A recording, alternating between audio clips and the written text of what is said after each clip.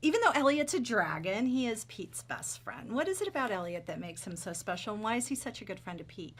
Well, I think that Elliott is really Pete's family, and Pete is Elliott's family. They have each other, and they have kind of this really precious, amazing friendship because they are one another's best friends, and it's like, if you can imagine, like, just like living in the woods, being wild, and having your best friend be sort of like this giant flying, can be invisible, can breathe fire dragon.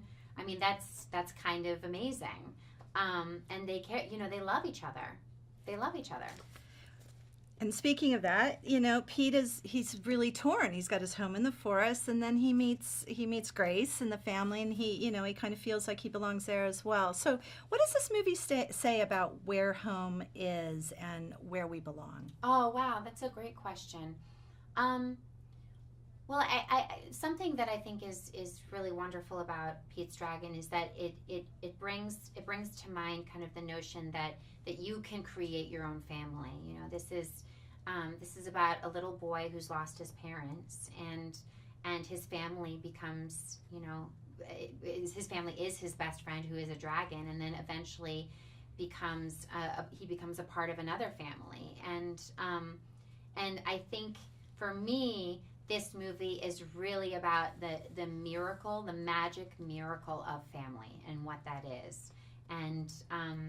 And that there are always people or creatures out there who will love you, who will love you wholly and completely, even if you didn't come from them, even if it makes no sense for you to be a part of a family. So.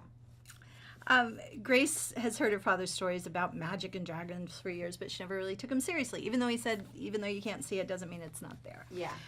Do you believe in magic, and do you think that people need to have a little bit of magic in their lives, and why? Oh my goodness. Well, I definitely believe in magic. I'm highly suggestible in that way.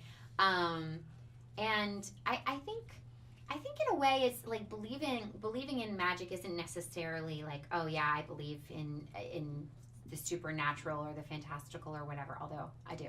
I think it's more believing, like being an optimist, like believing that something amazing can happen, believing that you can be surprised, that something so good can happen that you would never be able to imagine before. And so I think that's why I believe in magic, because I believe that amazing things can happen, kind of beyond my wildest dreams.